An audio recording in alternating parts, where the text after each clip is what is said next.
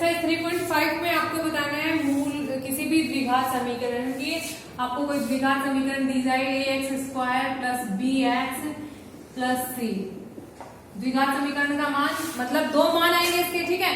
अब वो जो दो मान आएंगे वो किस प्रकार के होंगे, मतलब बराबर होंगे दोनों मान, या फिर दोनों मान अलग अलग होंगे, या फिर वास्तविक होंगे, या फिर काल्पनिक होंगे। उस चीज का अंदाजा हम किससे लगाएं, तो उसके लिए एक टर्म आती है डिस्क्रिमिनेंट यानी विविधकर, ठीक है।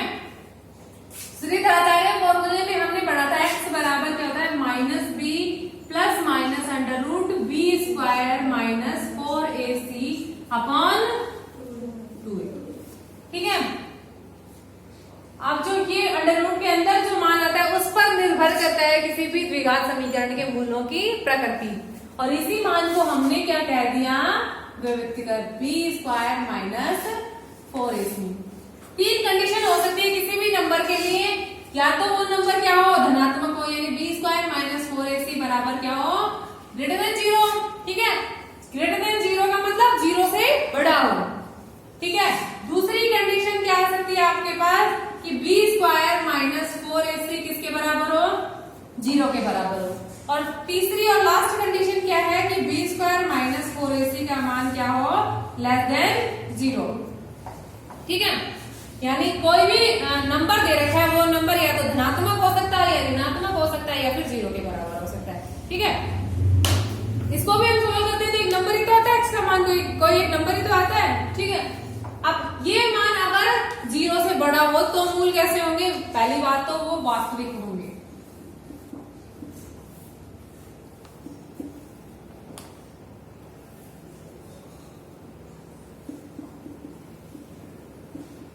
ठीक है। और ग्रेटर देन 0 की कंडीशन जब आ जाती है तो दोनों मूल कैसे होंगे अलग अलग,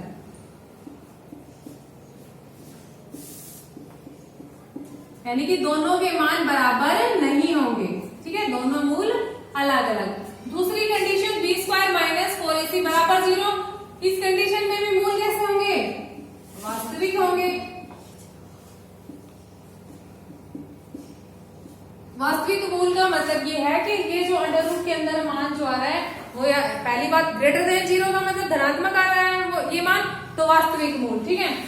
ग्रेटर देन 0 आया तो दोनों मान अलग अलग होंगे, और इक्वल्स टू 0 है मतलब ये वाला पार्ट आपका क्या हो गया 0 के बराबर हो गया।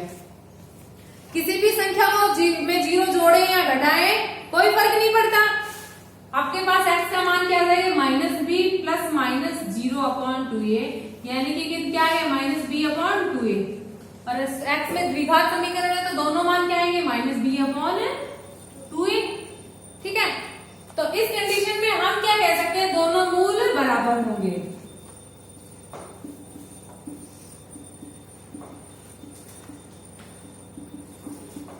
ठीक है। तीसरी कंडीशन क्या है B square minus 4ac is less than 0। Less than 0 का मतलब आपके पास ये जो अंडर रूट के अंदर जो मान है वो कैसा है ऋणात्मक है, और जब भी अंडर रूट के अंदर मान ऋणात्मक आ जाता है तो उस मान को हम क्या बोलते हैं काल्पनिक मान, यानी मूल कैसे होंगे काल्पनिक मूल होंगे। फिर आपकी एक्सरसाइज में है नहीं इसके काल्पनिक मूल सोल्व करना, अगली क्लासों में हम स्टडी करेंगे कि काल्पनिक मूल भी कैसे निकालते हैं किसी भी द्विघात समीकरण के, ठीक है। आपको सिर्फ इतना ध्यान रखना है, या तो आपको यह बताना होगा क्वेश्चन में कि उसके मूल वास्तविक है या काल्पनिक है। सीधा आपको बी स्क्वायर माइनस 4ac का मान ज्ञात करना है, अगर 0 आ जाए 0 से बड़ा आ जाए तो मूल कैसे होंगे वास्तविक, और अगर 0 से छोटा आ जाए तो कैसे होंगे मूल काल्पनिक होंगे। याद करना हमने सीख ही रखा है किसी भी द्विघात समीकरण के मान या तो गुणनखंड विधि या फिर श्रीधराचार्य विधि, ठीक है। तो क्वेश्चन करते हैं, इसी के साथ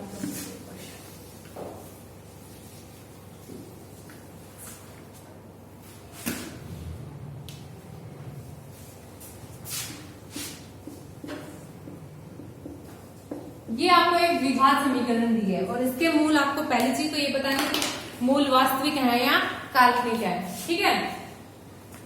ए का मान कितना, बी का मान 6 या माइनस 6, और सी का मान B discriminant B square minus 4ac, B square minus 6 square minus 4, A का मान 2 और सी का मान -3।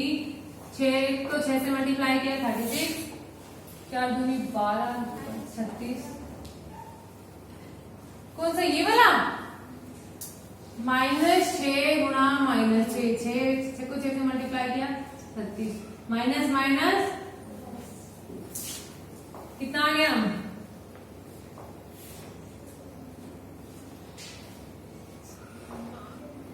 72 आ गया। ठीक है, यानी कि जो 72 है ये 0 से बड़ा है छोटा है? बड़ा है 0 से। तो हम कह सकते हैं कि अगर जब b स्क्वायर माइनस 4ac का मान ग्रेटर देन 0 आता है तो दोनों मूल कैसे होंगे? वास्तविक तथा अलग अलग होंगे।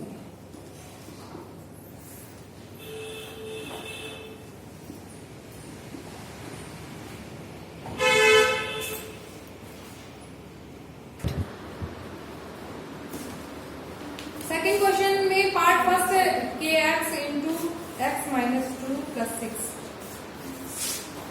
क्वेश्चन नंबर 2 का first part kx into x minus 2 plus 6 equals to 0। और इस समीकरण के साथ आपको कंडीशन क्या दे रखी है? दोनों मूल कैसे हैं?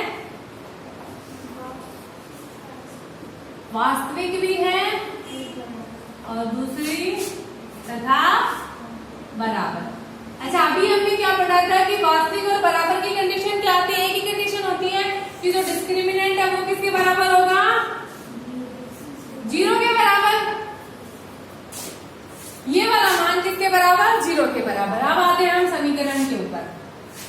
kx into x minus 2 plus 6 equals to 0। kx को x से मल्टीप्लाई किया kx स्क्वायर, फिर kx को -2 से मल्टीप्लाई किया -2kx प्लस 6 इक्वल्स टू 0। ये आपके पास समीकरण आ गई एक द्विघात समीकरण। a का मान कितना? b का मान और c का मान इसमें रख देंगे हम।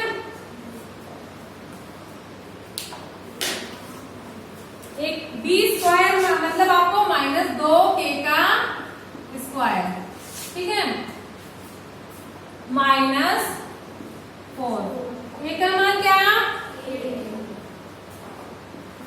और सी का मान 6।